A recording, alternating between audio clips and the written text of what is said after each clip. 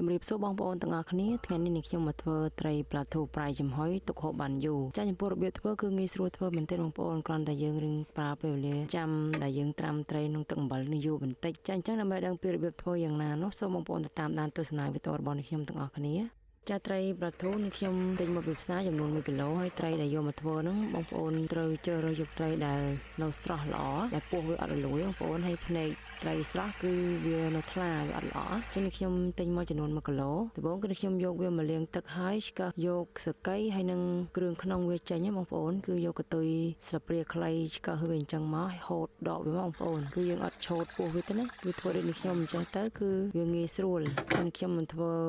របៀបនេះរហូតតតែអស់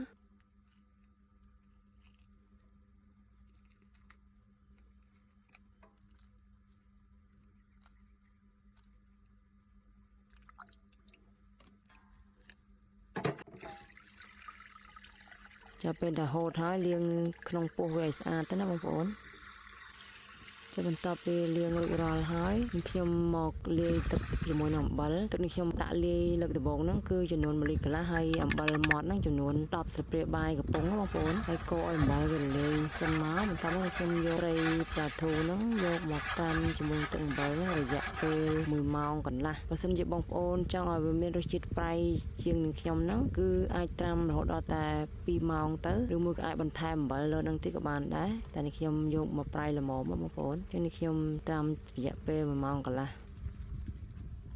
ចាឥឡូវម៉ោងកន្លះក្រោយមកនេះខ្ញុំយកត្រីហ្នឹងមកតម្រៀបដាក់ក្នុងកញ្ច្រែងឈើបងប្អូនហើយកញ្ច្រែងឈើនេះដែរនេះខ្ញុំបានចងខ្សែហើយចំណែកត្រីនេះបើសិនជាបងប្អូនចង់ធ្វើដូចគេលក់គឺកាច់ក្បាលវាឲ្យកងុកកោងអញ្ចឹងមកគឺដូចគេលក់តាមផ្សារហើយជាពិសេសគឺជនជាតិថៃបងប្អូនតែគេធ្វើលក់ជាទូទៅគេកាច់ក្បាលឲ្យវាកងុកអញ្ចឹងកាច់ឲ្យតម្រៀបដាក់នៅក្នុងកញ្ច្រែងហ្នឹងឲ្យពេញមកតាមទៀតនេះខ្ញុំលាយទឹកអំបិលដើម្បីដាំយកទៅចំហុយត្រីហ្នឹងនេះខ្ញុំដាក់ទឹកចំនួន3លីត្រហើយអំបិលម៉ត់ចំនួន5ស្លាបព្រាបាយកំប៉ុងហើយនេះខ្ញុំកូរវារលាយបន្តិចមកនេះខ្ញុំនឹងយកទឹកហ្នឹងទៅដាំឲ្យពុះ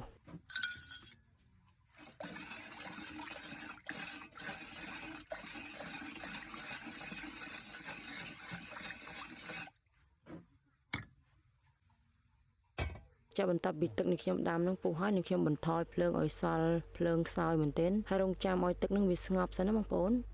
កាលណាទឹកនៅភួលក្តៅអញ្ចឹងដាក់ត្រីចូលទៅធ្វើឲ្យស្បែកត្រីនឹងវារលត់អស់អញ្ចឹងវាអត់ទំនងឆ្ងាញ់ទេហើយពេលដែលខ្ញុំយកត្រីនឹងដាក់ចូលក្នុងទឹកនឹងខ្ញុំបានដោតឈើមួយដើម្បីកុំឲ្យខ្សែនឹងវាធ្លាក់ចូលក្នុងទឹកពេលដែលយើងស្រង់ត្រីចេញមកវាពិបាកអញ្ចឹងនេះខ្ញុំដាក់ត្រីក្នុងទឹកនឹងគឺទឹកក្តៅបងប្អូនอย่าបានបិទភ្លើងទេណារយៈពេល15នាទីទៅ15នាទីក្រោយមកគឺយើងអាចស្រង់ត្រីនឹងចេញបានហើយត្រីវាឆ្អិនណាដល់ពេលដែលខ្ញុំស្រង់ចេញមកខ្ញុំដាក់ត្រាំទឹកត្រជាក់ចំនួន1សន្ទុះតែ1សន្ទុះនោះមិនយូរទេបងប្អូនប្រហែលជា1នាទីអីទេចាអញ្ចឹងវីដេអូរបស់ខ្ញុំក៏សូមបញ្ចប់ទៅត្រឹមហ្នឹងហើយបងប្អូនកុំភ្លេចចុច like share និង follow page ខ្ញុំម្នាក់មួយផងចាសសូមអរគុណសូមជម្រាបលា